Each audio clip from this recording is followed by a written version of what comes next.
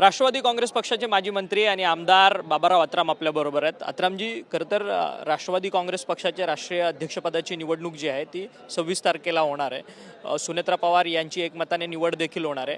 काय विश्वास आहे तुम्हाला या सगळ्या राष्ट्रीय अध्यक्षपदाच्या निवडणूक? नाही, ह्याच्यामध्ये मी काय बोलणार नाही जास्त, कारण की आमचे जे वरिष्ठ नेते आहेत ते सगळे जे काही निर्णय घ्यायचा ते निर्णय घेतील. परंतु आम्ही एकमताने सगळे आम्ही जे उपमुख्यमंत्री आहेत आपले सुनेत्र वहिनी मॅडम आहेत, उपमुख्यमंत्री आहेत, त्यांना नेतृत्व आम्ही दिलेलं आहे आणि त्यांच्या नेतृत्वाखाली आपलं सरकार सुरू आहे. आणि त्या दृष्टीने आता जे काही निर्णय आता कोर कमिटी घेईल त्याच्यासोबत आपण आहोत.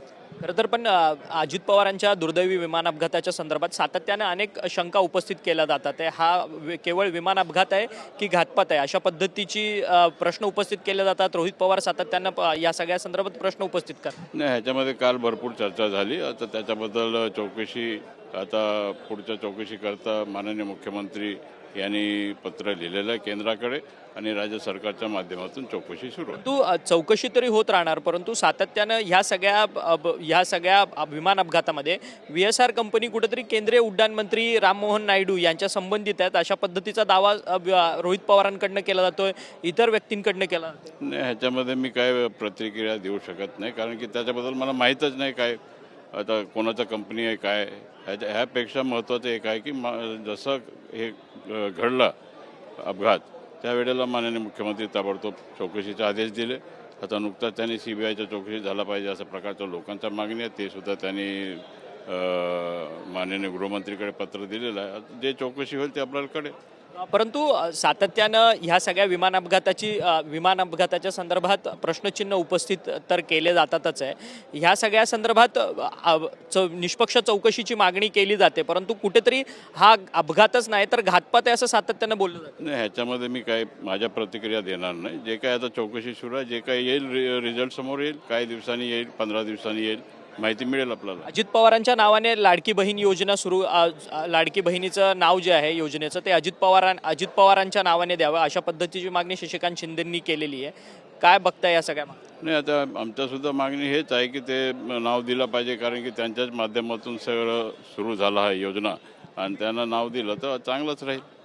परंतु विरोधक कुठेतरी दुसरे नेते मंडळी देखील म्हणतात की हे नाव देणं योग्य पण नाही आहे अशा पद्धतीने म्हणतात. ते ठीक आहे, त्यांचा विचार आहे, माझा विचार मी सांगितलेला आहे. परंतु राष्ट्रीय अध्यक्षपदाच्या निवडणुकीमध्ये तुम्हाला मतदानाचा अधिकार आहे? नाही, आता जे काही कमिटीमध्ये जे कोणी कोर कमिटीमध्ये असतील ते वोट करतील. अच्छा, नक्षल चळवळीच्या संदर्भात महत्त्वाची अपडेट आहे. सातत्यानं नक्षल चळवळ जी आहे ती आता मोडीत काढताना कुठेतरी गृह खातं पाहायला मिळतं. तुम्ही देखील या सगळ्या नक्षली चळवळीमध्ये तुमचा देखील अपहरण 40 वर्षांपूर्वी झालेला होता. काय नक्की नेमका किस्सा होता? नाही, आता जे झालं आता ते किडनॅप झाला, सगळं विषय संपलेला आहे. जे काय आपल्याला सरकारला माझ्या बदलमध्ये जे काय त्यांना शिवणाला सोडवायचं तर ते कोर्टातून त्यांना बेल झाला, त्यांचाही एन्काउंटर झाला, ते संपलेलं. आता मुख्य म्हणजे नक्षलवाद हा संपत आहे. खरं तर धन्यवाद, तुम्ही आमच्याशी बातचीत केली. खरं तर लाडकी बहीण योजनेच्या संदर्भात लाडकी बहीण योजनेला अजित पवारांचं नाव देण्यात यावं अशी मागणी जी आहे ती आमदार आणि माजी मंत्री बाबाराव अत्राम यांनी आपल्याशी बोलताना व्यक्त केलेलं. व्हिडिओ जर्नलिस्ट योगेश अक्षय मंकणी, TV9 मराठी, मुंबई.